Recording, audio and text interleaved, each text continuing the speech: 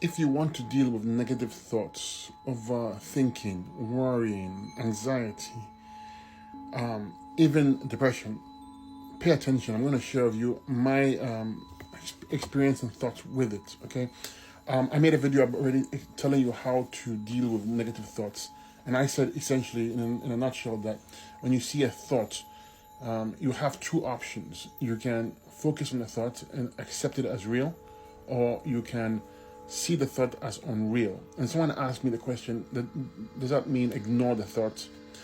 No. In the beginning, you cannot ignore a thought because the thought is real to you. For all your lifetime, you have been trained to accept the thought as part of you. So your thoughts are part of you. But when you're trying to understand yourself and you get to know yourself better, you understand that the thoughts do not belong to you. Okay?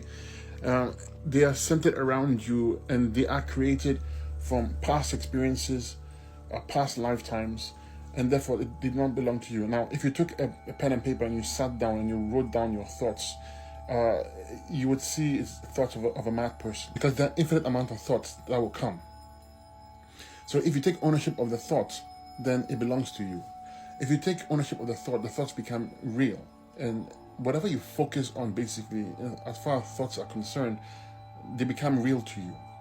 So you have the power. Actually, human beings are the only ones that have the power to discriminate between thoughts being real or unreal. Most species, they go by instinct, which is not really a choice, but human beings have the choice. So you can choose to not grab your power and let the thoughts override you, or you can understand what the thought is.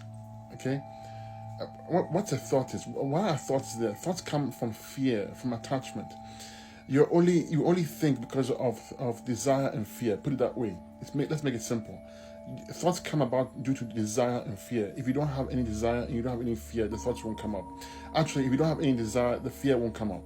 Fear is there because you desire something. If you look deeply at it, you see at the root level, your desires equates to your fears. If you had no desire, then you have no fear. FYI, a thought is a desire. Thoughts come out because of desires and fears. They're one and the same thing. So if one learns to train their mind to know what a thought is, then the thought holds no more power on you. And over a period of time, the thoughts become weaker and weaker and weaker and weaker.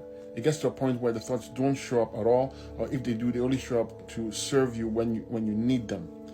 I'll give you some examples. When you blink your eye, that's thoughtless. There's no thought.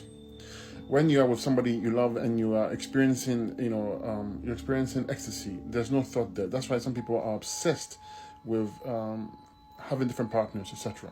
Because that few minutes and seconds of ecstasy is thoughtless. Okay, some people have driven cars and then or done some work and they do the work, but they don't understand how they did the work because they were not absent.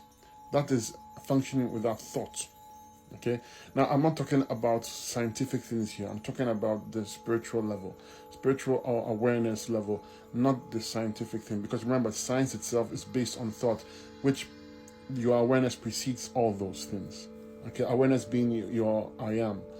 We'll get to the I am discussion if you want to, but you often always hear people say live in the now. There's no such thing as living in the now, because if you make a conscious effort of living in the now, you're not in the now. You are using your ego and mind to say I'm living in the now, you see.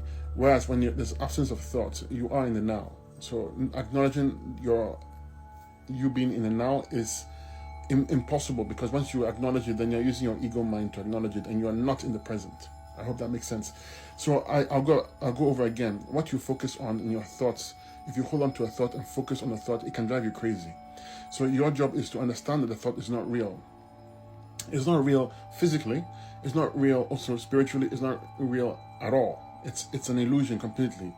It has strings. It pulls, meaning that because we take it real, it becomes scary. The thoughts become scary. So you overthink, you overfear, you overreact. Because your thoughts, no one has ever told you to stop and take your thoughts as untrue. Once you start to understand and look at thoughts as not real, you start to get a power. You start to get edge over your thoughts. You become in control. You become awake. You become aware.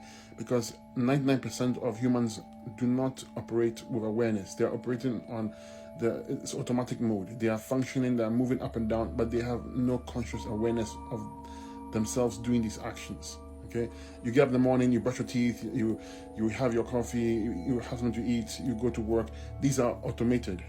You're not actually consciously aware. Like, you don't make it a point to be aware of what you're doing, and you take it for granted. But if you were to stop for 1 second and see that your awareness, you're not aware when you do anything, then you understand why you are lost in your thoughts, or thoughts control you, because you're not aware, you're not awake. Okay, on the physical awareness level and conscious level, you're not awake.